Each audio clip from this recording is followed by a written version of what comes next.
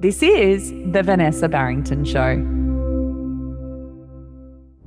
Hello, beautiful humans, and welcome back to The Vanessa Barrington Show. I have such a treat for you today, a very playful treat, I'm going to say. A special guest of mine, a student from the Book Doula Program and also a published author from Healing House Publishing, Maria O'Connor. I'm going to introduce Maria in just a moment, but before I do, I have to share a little bit with you about her incredible book, Magical Dreams and Sewing Machines. Now, this is the most brilliant coming-of-age story, really about creativity, connection, and finding your voice. And it is available at healinghouse.publishing.com, at all good bookstores. I'll actually make sure that I drop the links to purchase the book in the show notes. But without further ado, I would love to introduce you to the brilliant, the formidable, and very, very funny and cheeky Maria O'Connor. Hi, I'm Vanessa Barrington, also known as the Book Doula, founder for Healing House Publishing, psychic medium, and a woman on a mission to heal the world through stories. If you're a healer, coach, creative, or expert, I help you turn your story into a published book and a global movement that builds authority, impact, and legacy. This is not a writing podcast. It's a show where I explore voice, truth, spirituality, and what it really takes for you to trust yourself and share your story with the people who most need it. This is The Vanessa Barrington Show. Welcome, Maria. Hello. I'm so excited to be here today and chatting with you, Vanessa. Thank you for having me. Oh, it is my pleasure. Thank you for agreeing to come on and share a bit of your story. It's been quite a journey that we've been on together, hasn't it, with your book? It has indeed. It's hard to believe that it is actually coming up to 2 years since we first met, and looking back, just smiling about what I've achieved and what we've gone through together in that 2 years. It's just unbelievable how something can be not there 1 minute and then the next, here we are. Well, as you know, I always say we're powerful creators, aren't we? What we want to create and put out into the world, it's just phenomenal. I would love for you to just share a bit about why you decided and felt called to write this book, and what is the book about? Okay, yes. So why? I feel very deeply about our inner magic, I call it. So inner magic is referring to the gifts that we have within us. And I'd noticed that my own journey as a young 14-year-old and just watching young teenagers, having children of my own, I noticed that as, they're going through that transition from child imagination and play to adult, somewhere along the line, they're dropping out of that creativity a little and they feel like they have to be something else. So the whole, ethos of what I'm doing is all about remembering who we are and that we don't need to be anything else. And in this story, it's our beautiful Elena. She's our main character, and her crazy, funny nonna. And it's the relationship that they have between each other that is the backdrop of finding our inner magic. I won't give too much away, but Nonna is a personality that embraces life, enjoys life. She enjoys the simple things. She seems to make everything fun and magical. There's that word again. And Elena has grown up with that. And then as she approaches 14, she's recognizing that the world out there doesn't sort of match up to that. And she's wondering how she's going to move forward into the world and, what does she have to offer? So it's very dear to my heart because, as a young teenager, I recognize that. You go from this world of imagination and fun and playing and then all of a sudden you've got to be serious, You've got to make decisions and you've got to be something. And the truth is that we don't really have to be anything. We just have to be authentic and be ourselves. And we do that through creativity. That's, one of the aspects. I love it. I love it. And you know how much I love this story. And I think it's so true, isn't it? Like when we're kids, we just have this natural curiosity about life. And I think what's really beautiful and really special about what you explore in this story as well is that, to have those people in your life that you can look up to that will inspire that as well. Yes. As you share about, and, with Nonna's character, she's just a lark, she's curious and playful and all the things. For you growing up, would you say that Elena is somewhat based on your own experiences, your own relationship with your nonna? Yes. I think my early years, so when I was really little, I spent a lot of time with my nonna. And those, I think I would have been 3 or 4. I just remember everything she did was magical. She'd cook me something that my mother would cook, and the way she did it was just perfection, and I'd sit there and eat it. My mother would make it and it would be, oh, I'm not eating that. So definitely there are some parallels to my life, my experiences, and things I've noticed, about just, I'm naturally observant, I watch things, I watch people, and it's just a lot of what I've captured is the feelings that I had as well as a teenager moving into becoming an adult.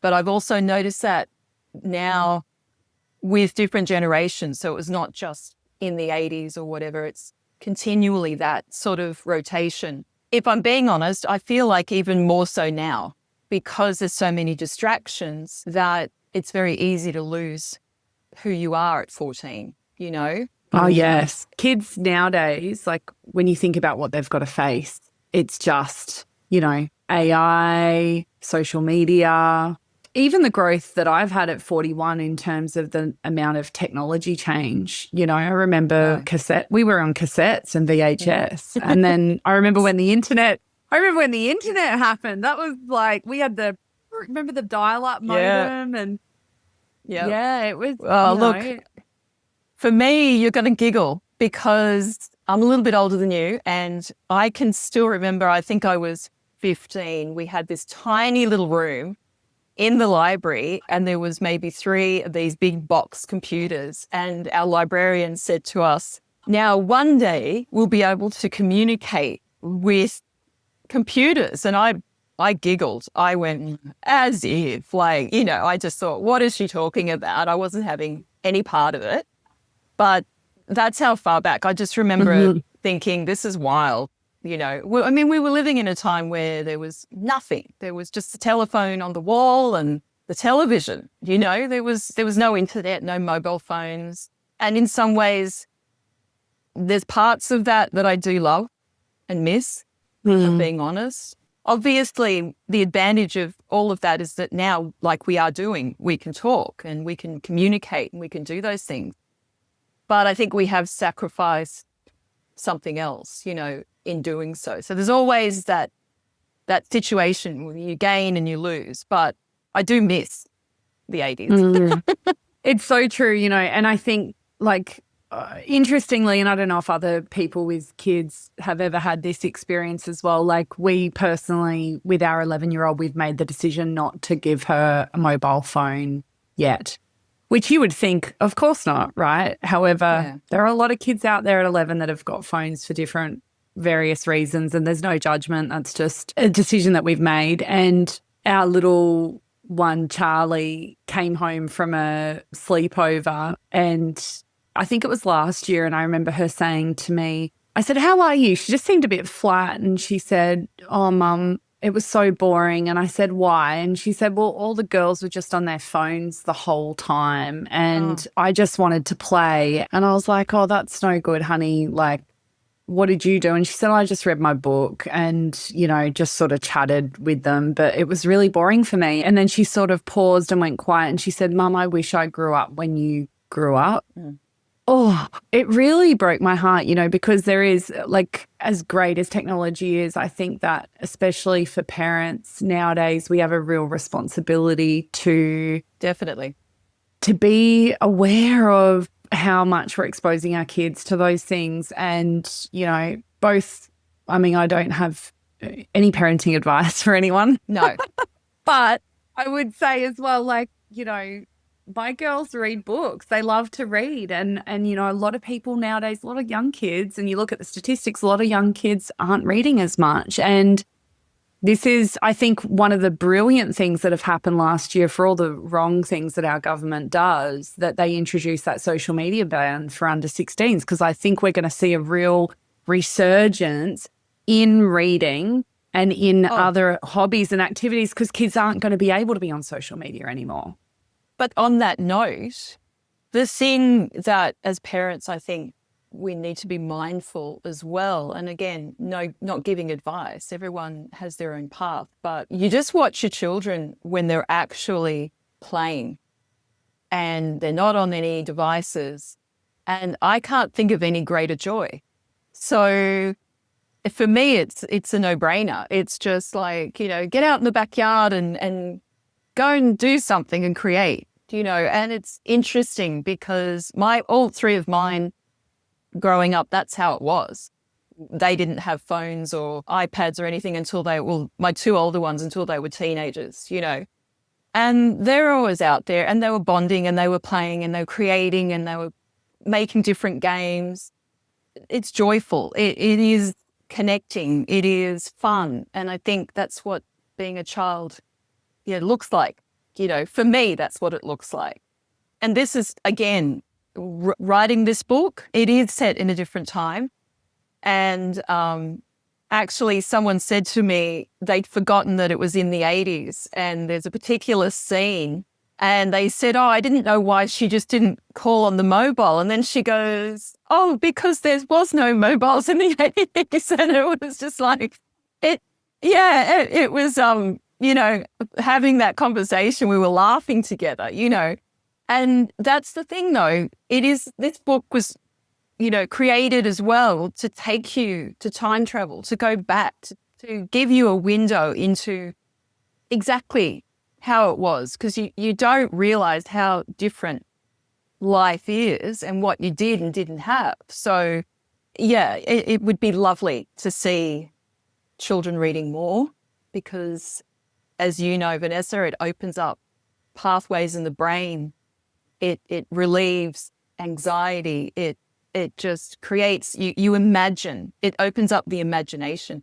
And then from there, it encourages them to go and do things because they start to get those creative juices going and then they want to play and paint and do all of those things, you know. So it starts like a what do they call it? Like a rolling effect, you know. 100%. And I think as well, like, you know, for the outcome driven parents of the world as well, like in a very practical sense, kids that read from a very young, like I read to both my girls No Surprises when they were in my belly, and I read nightly stories to both of them until they could read themselves, and then they would read to me every night. And the ability for us to communicate as humans, human to human, is an invaluable skill. And it sounds really silly, but communications is probably the most important thing that we can do, the ability to connect and communicate with each other. And so readers have better communication skills and they tend to be 100%. better communicators, have a better understanding of language and how to connect and create those connections and therefore relationships that flows into career pathways. Like there are just so many other benefits as well. But imagination and play, I think, is such an undervalued and important aspect of life. And I know one that you're very, very passionate about, which I love. I want to take people a little bit back, if we can, speaking of nostalgia, to a couple of years ago. And you joined the Book Doula Program. So what was the conversation that you kept having inside your head about this book or writing before you finally decided to do something about it, Maria? Okay, well, back then I just quit my job. I had burnout doing something that I loved doing, something that my 14-year-old self would have been so excited. I was working in the high-end fashion of bridal couture, but I just reached a point where I was exhausted. And so I was just sort of resting and staying curious. I'm always curious. And I accidentally, I know people hate air quotes, but I accidentally came across you, Vanessa, and the book doula. And there was something curious about that. It woke something in me that had been laying dormant. I had written a book 10 years ago, a children's book called The Fruit Box Dolly, and I only just self-printed it, did very basic, now that I look back, very basic distribution and that. And I've always loved storytelling. So that was lying dormant in me. And then there was something that I saw. It was the way that you presented on the Book Doula. And there was a strong pull. So I can remember thinking, yes, yes, yes. And then the fear set in. I don't know why. For me, it's always been a financial thing. So it was like, oh, I actually have to back myself. I can't just put my toe in. And I'll read it to you because it's too long. But this is what Vanessa said to me. Has there ever been a time in your life where it didn't seem like the right time, but you made it happen anyway because it mattered to you? And that absolutely, the nail in the coffin for me, that was like, right, yes, this is the time. It just struck a chord. I had to jump in, and I jumped without knowing. I jumped without an idea of what I was going to write. But then we started, and I remember thinking, well, I'm just going to write and see what I come up with. And obviously it was during that little cocoon that I was in with the Book Doula Program, and I'm surrounded by like-minded authors doing the same thing, and with the encouragement from you, Vanessa, with the meditations, it opened up what I truly wanted to speak about and what was, waiting to be released. So yeah, it was definitely no accident. No, I definitely think, yeah. And I think that was something that you'd initially said, wasn't it? And thank you for sharing as well for those that are listening about the money thing, because I reckon 100% of clients that I've supported at some stage or another have had some kind of a money block. And I certainly have had to do a lot of work on money as well. And I think a lot of us creatives do, because if you think about it, we are conditioned through society to believe that art and writing and creativity are not necessarily profitable pursuits. And also, I think that, coming back to the conversation we were having before about young people, like there's often a lot of focus on achievement and goals and career and, practical, realistic things rather than the curiosity and the free fall that can come with being a creative and following that pathway. And I love you sharing that story as well, because I do remember that. I think you sent an email and said something like, I really want to, but I'm just not sure now is the right time, or something like that. Yeah. It's not the right time. And then I came back and said, yeah, well, has there ever been a time? And I love that too, right? Because it's like, well, if not now, when? I was listening to something last week, and it was like this idea of the one day, someday. And I hear the one day, someday all day long from people. Oh, one day, someday, one day, someday. And I think that's why the statistics show so many people want to do it and very few do. And you are one of those, which is just incredible.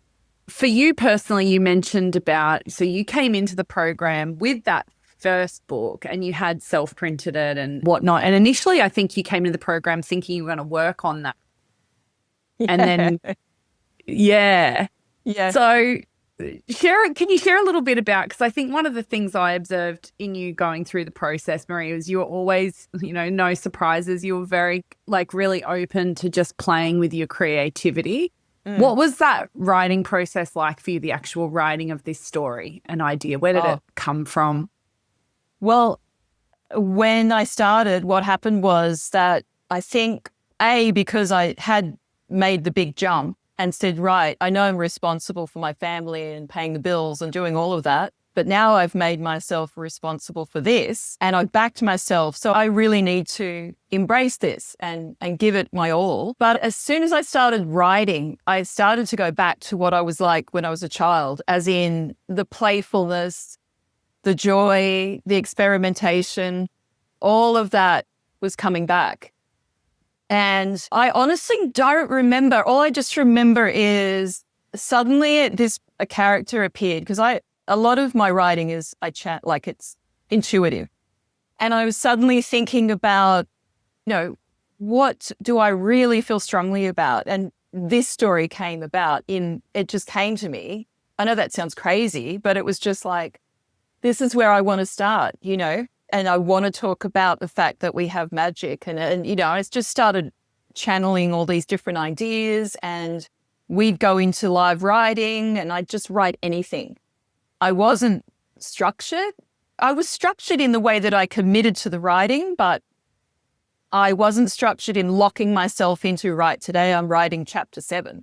It was more like, okay, let's play with this idea and let's play with this idea. So for me, it was so joyful. And if I'm being honest, when it came to the end, I had major withdrawals because I was like, I know, everyone loves the fun, creative part. And then it's like, how do I get this from a Word document?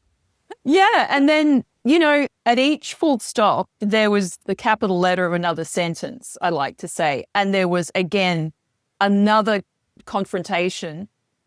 To me, it's like, right, now you've got to show up and you've got to make this work. You've got to get it edited and now you've got to get it this. And I just kept going. I don't know how, but I will. There was something that just was, I think I was just overwhelmed with joy going through that process. And I just wanted this. I thought, right, we're in this now. Yeah, it's interesting, isn't it, when you commit, especially because I think you mentioned this was, and correct me if I'm wrong, but I'm sure it was you that said this was really the first time that you'd financially backed your creativity in this way. Yeah, 100% it was me that said that, because I'd always had an excuse. And that's why what you said to me really resonated with me. It was the fact that I thought, you're right, I back everybody else, and give them 120,000% and encourage them. But when have I done that for me? And it was very liberating to back myself. It's a different kind of love. It's a love that feels, I can't explain it. It surpasses anything else, because you are ultimately doing what your purpose is. And when you do that, there's a light that goes on within you. It's like a fire in your chest, and it just feels intoxicating. That's the only word I can use. Intoxicating. Oh, I love it. I love it. And I love setting people alight with this stuff. Like, let's go. This is what I get excited about. But I love what you say. I loved everything that you just said there. But I think the reason I love this process so much is I witnessed in my people, when you go through this process, it inevitably transforms you.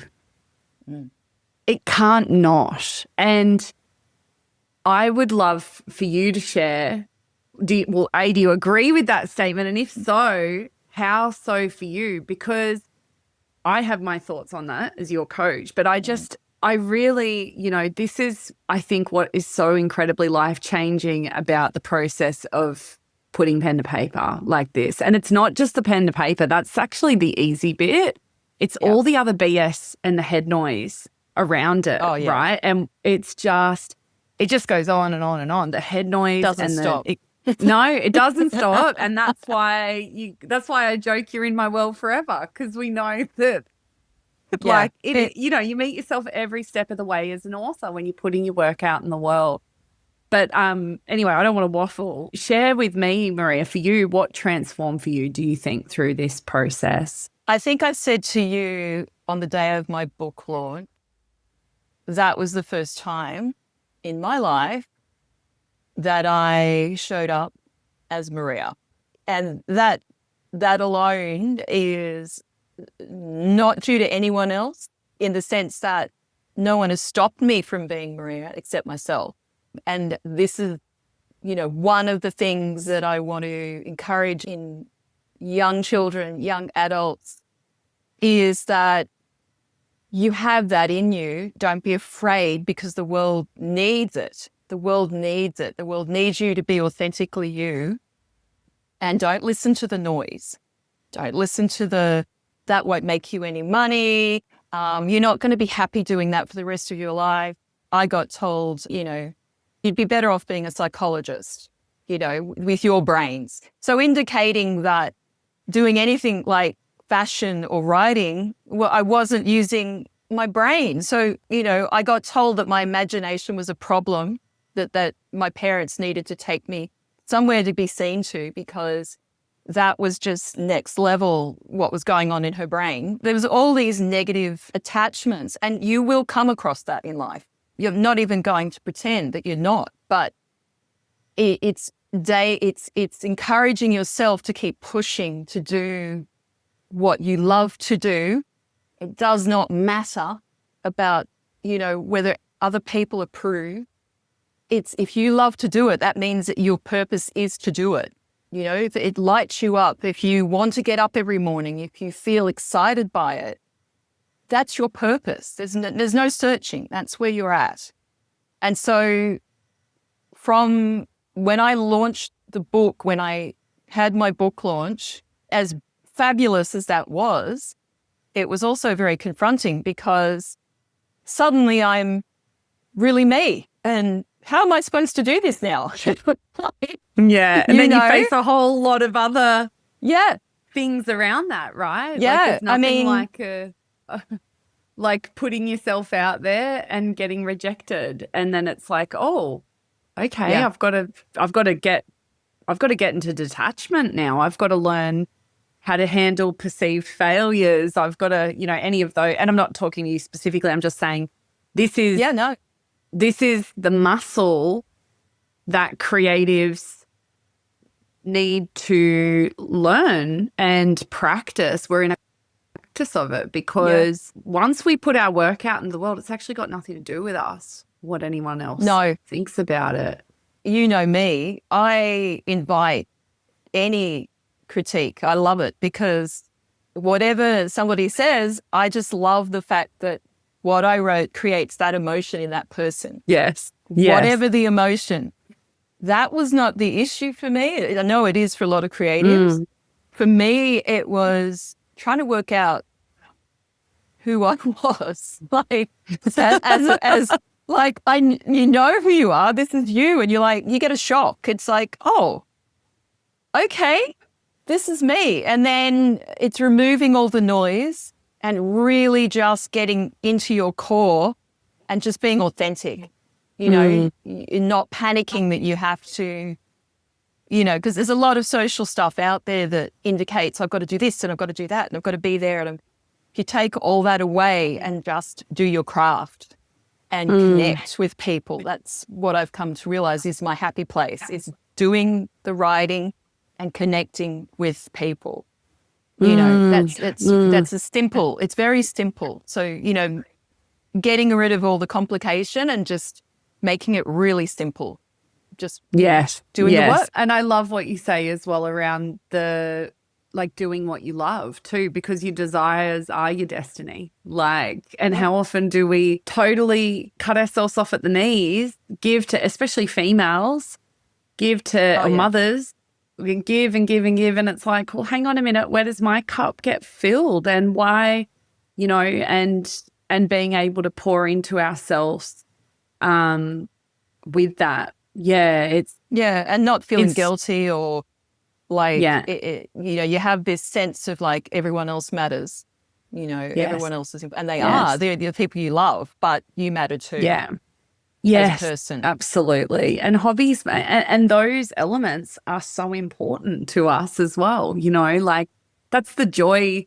That's the cream of life. That is the purpose of life, is to have that joy and to do the things that we love without, you know, attachment to anything of it. It's just for the joy of it, you know? And ironically, you inspire other people as well. The people that you love that are close around you, you inspire them by your actions of like writing your book and publishing it. Yeah, absolutely. Absolutely. What surprised you most about what it actually took to write and publish a book? I think the biggest surprise for me is, well, now understanding like the editing was, I knew that, you know, that was going to be a given. But I think probably the process from book print to book launch, I've come to understand a lot more of that. I was very naive about that part of the process. So, you know, any passing on advice is really understanding how you can project your book, you know, from, and I mean, to be honest with you, Vanessa, you gave us all that information, but I think I was just so, you do become a little bit overwhelmed that you're trying to work it all out in your head. And it's like, what's happening? Where am I going with this? You know, but you do need that person, that coaching, that guide from somebody. I was actually having a discussion with Bellen this morning. Actually, we have a little catch up sometimes. And we were just reminiscing and saying, you know, as people, we think we can do everything. We think, oh, well, I'll just do it all. And one thing I did realize, because I'm that person, I can do it all, you know, not necessarily about writing, but just in general with what I do. And I've learned Me too. Ask. Yeah, that was one of my hardest lessons, to get help from someone else. And, you know, like the end result is just a community. I think I said that in the book when I was thanking everybody. It takes a community to write a book. You know, the author has the story and writes the story, but it's a collaboration of people, creatives, who see different perspectives and different angles that add to that story. And you do need that, you know. I'm not saying that, you know, doing it all on your own is impossible, but I just personally, what I learned was that having that support, having that, you know, the designer and yourself guiding me through the steps of how, I couldn't believe it, the steps. There's so, well, and I think, there's so much more. And I love that you said, I'm sure you told us, but because it's true, you know, and I think until you're at that, what I observe is until someone is at that stage in the process, it's no matter how much you want to bring their attention on it sooner, until the creative process of creating and writing the book is finished, is very difficult for a writer to turn their attention to what comes next. And this is why the book birthing method is so perfect, because you can only be in one stage at a time. And when you're in that nesting stage, when the editing is happening, it's like you're surrendering control. You're getting ready to go through that birth process. And the first time you go through that process, I really liken it to when I had my first child, and you come home. Like, I remember having Isabella at 25 years old, and all I could think about was the birth. And being a journalist by trade, I literally read every book under the sun about natural birthing, about what to do. I was doing pregnancy, like yoga, I was doing breath work, I was doing everything I could to have this painless, natural, non-intervention earth mother birth. I didn't even know how to change a nappy. I had zero idea about what to do with this human when I took her home. And I remember I changed my first nappy in the hospital. And I remember Nick and I getting in the car and going home. And we got home with this beautiful little baby and just going, we made her. And what do we do now? We had no idea. And that first book, to me, is so much like that, because 100%. The author oftentimes, and I'm not saying you specifically, but I'm just saying I see it time and time again with most authors, like that first time you go through that process, all you're thinking about is the actual publicate, like the actual pushing the book out, so to speak. Yep.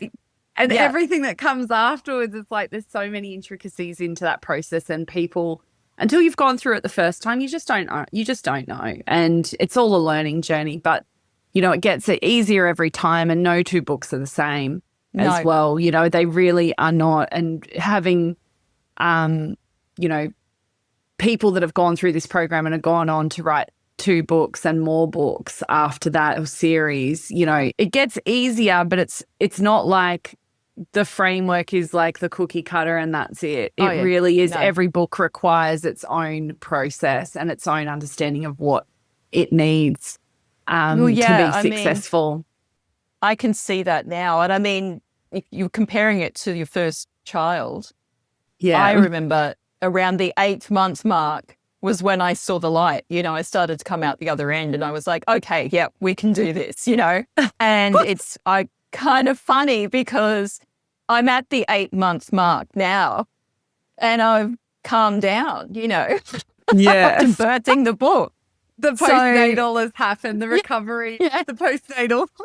People are going to be listening to this and going, oh my gosh, what am I in for? But you know what? It's a really important conversation for people to have an awareness of, though, because there is so much more involved in the process than people realize. And also authors underprepare for what is to come. And no matter, and I jump up and down about it all the time. You do. With my students. And, you can lead the horse, and it's hard to get people to that point and to prepare them for that. But you do your very best to do that, to prepare them as much as you can. And isn't that the beautiful thing about that journey? So postnatally, Maria, 8 months out of the 8 months out, what does that look like for you now? How does it feel to be an author today compared to 8 months ago, do you think? You've had the book launch come down, the soul searching. No, all jokes aside, I feel really centered and calm now. I can see my path. I feel like an author. I actually, would you believe, I know when you hold the book for the first time that it's, the beautiful feeling, but it's now when all the dust has settled that I pick it up sometimes and I'll go through it and I go, I wrote that. And I feel real deep gratitude, and I feel very proud of that. I'm now working on part 2 of this book. I don't know what the title of part 2 will be, but I don't feel Elena is ready to say it's finished. And ironically, I didn't know that when I launched the book, and somebody asked me, is there more parts to this story? And I said, I don't know. And then not long after that, I had all this, stuff coming through about the story and wanting to tell it. And I feel that for my message to really grab, attention, I want Elena to really show us what her magic is and, to go forward with that. So that's what I'm working on now. And yes, you're correct. I mean, it's different. I feel more chill writing this time. I feel like I know, not that I wasn't the first time, but I was excited and like, oh, I have to write it, I have to finish it. It was like all that energy. Now I'm like, I'm just enjoying writing it and I know it's going to happen, and the characters themselves have become my family. Dare I say, Maria, you have become confident in your identity as an author? Yes, I can say that. I feel I can honestly, I'm very confident in my skin now. I can see, I identify when I talk to people, I say, yeah, I'm an author. I do this, whatever I'm doing during the day, working in retail, but I'm an author, and that's my focus. And I know I want to write for the rest of my life, because I don't feel, I didn't know I had this story. I think it's just, I've always loved to tell stories, even as a child. I love storytelling. There's something, I say this all the time, you don't need to jump on a plane. You don't need to go, it's all nice to jump on a plane and go on a holiday and go to restaurants. but we have an escape in a book, and it can be very cathartic. It can, and often when books draw your attention, there's something in that book that wants to speak to you. And when you read it, it helps you with whatever you're going through in your life. Or it might be just that it takes you somewhere else and it, lights up your imagination. And I don't know, sometimes when I've had a really beautiful read of a book, I suddenly feel like I want to create something in the kitchen, or I want to, sew or do something. So it opens your heart to, possibilities.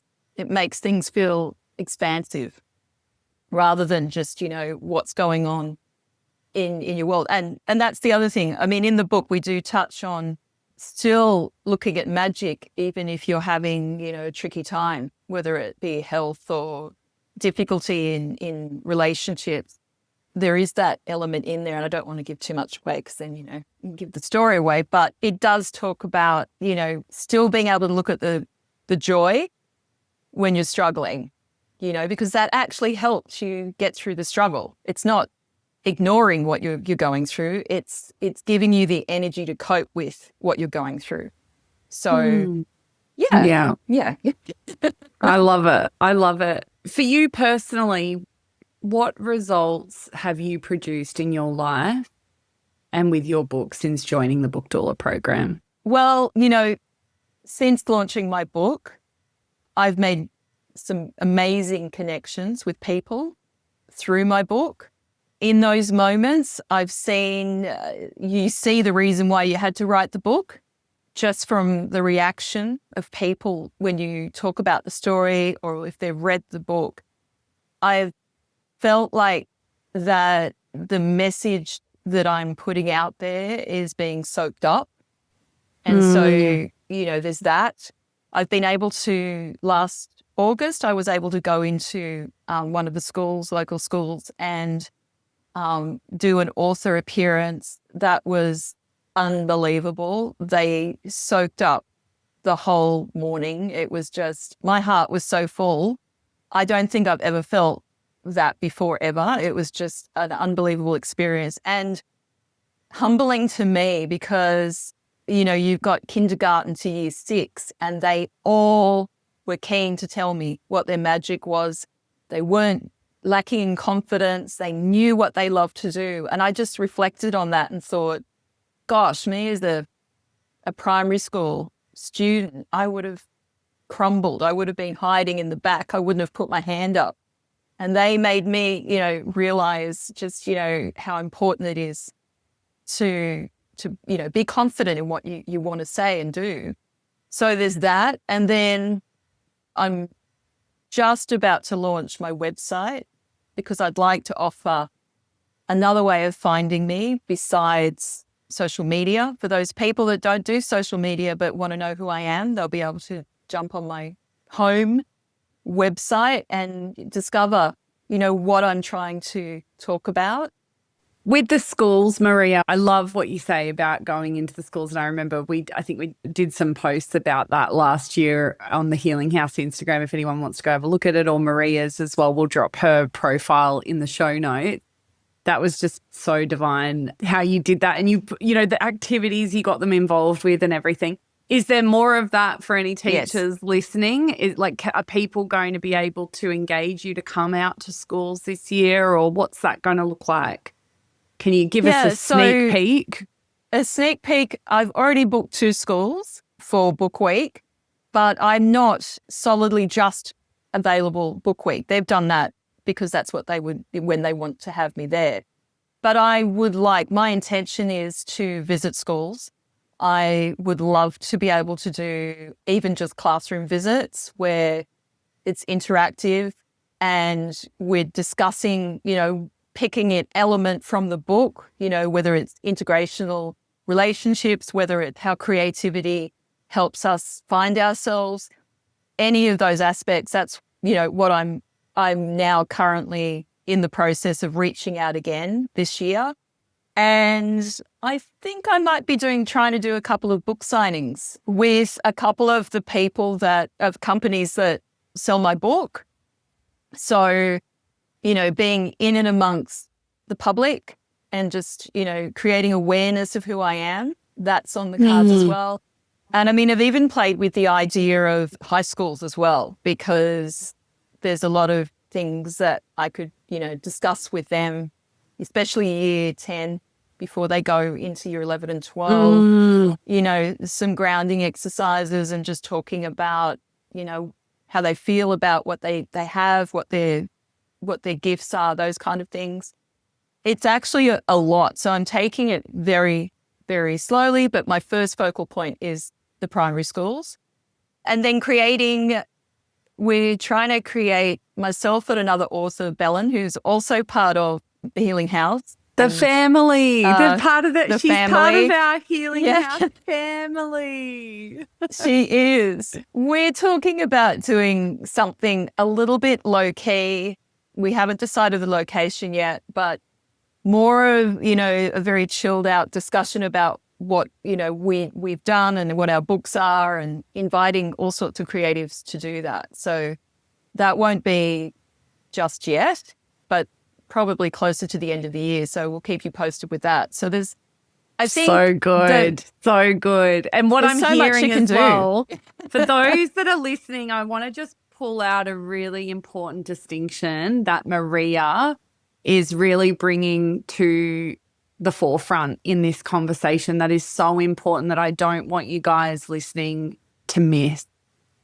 And that is that if you want to get somewhere and you go alone versus going with community, you get there so much faster and you have so much more fun on the way. And what the distinction that Maria is bringing into this conversation around community and collaboration with other creatives is so powerful. And, I think I love to hear that you guys as well are still connecting and having those catch ups, like with Belen Lopez Exerdia. For those who are wondering who Belen is, you can find her also on the Healing House Publishing website. But those kinds of lifelong friendships and connections and collaborations. And I often say as well to people when they're considering my program and going, well, should I, shouldn't I? And they're in that, all that stuff that you were sharing, you were in, Maria, back a couple of years ago.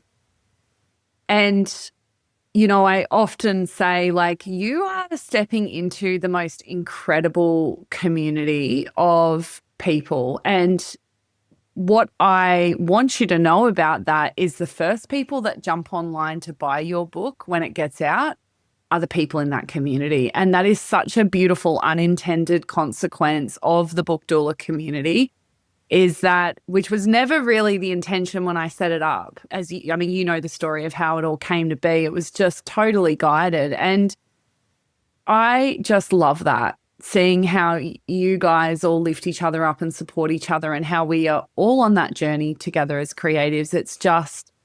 It cannot be understated. So for those that are listening, and this is not me trying to pitch the program, whatever, there is going to be an opportunity in June to do that. But whether you do it in my community or you do it somewhere else, find your people, recognize that you don't have to go on this journey alone, because honestly, when you are working and being able to collaborate with other creatives, it doesn't feel such a big process anymore. It doesn't feel so overwhelming anymore. You get to hold each other to account and kick each other's butt and pull each other out of your BS when you get in your BS, because we all get in our BS as creatives, but all of those things. And it just makes the process so much more fun as well, doesn't it, Maria? Oh, 100%. I mean, we had a crazy weekend, or it was midweek last year in Melbourne, Bella and I. I instigated that. I felt like it would be fun. Just we put so much hard work into doing everything. And rather than being all serious, I said, why don't we just have 24 hours of just mucking around and, doing reels and just having some fun. And we did. It was, unbelievably hilarious, some of the things we got up to. But I mean, she was out of her comfort zone 100% for sure. She's like, especially when I pulled out the tripod at one of the museums, she's like, oh, what's going on? You Maria, he's like, but it's in those moments that's where your creativity really flourishes, and connecting again. That's the thing. Connection is so important for our well-being. Yeah, we can sit at our computers and we can create and we can do all of that. But if we don't actually physically connect, we're not getting the full experience. And sometimes I reflect on like the old poets and painters in France. I mean, you hear about the fact that they would meet in cafes and talk about philosophy and just drink all night, and it was bouncing off each other, like you said, Vanessa, bouncing off each other ideas and walking away thinking about something and creating. It's really important. It's really important to connect. So like with your daughter who went to that birthday party, put the phones away and just all do, create fun moments, and connect. Absolutely. Absolutely. Maria, I have loved this conversation. Thank you so much for being on the program and just being able to share your incredible knowledge and insights and experience as well on your author journey, because I know that, there's a lot of research that shows when other people can see what's possible for them, it allows them to get out of their own way and do the thing as well. And so I really want to thank you from the bottom of my heart for being so vulnerable and sharing your experiences. Now, where can people find you? Okay, so you can find me on my Instagram, maria.creatingmagicalstories. And we are launching a website, and that will be my home for people that want to book me, people that want to connect with me, and who want to know more about me. Amazing. And we'll make sure that we put both of those links in the show notes for anyone that wants to come and find Maria. And of course, as well, if you have got a young person in your life, or even as an adult, if you want to get a little bit of that 80s nostalgia in your world, make sure that you go and check out Maria's incredible book, Magical Dreams and Sewing Machines, because it is, if you're watching us on YouTube, you'll see the cover there. Such an awesome story. Love you, Maria, and love your writing. And I am so excited for the sequel. Thank you so much. Thank you, Vanessa.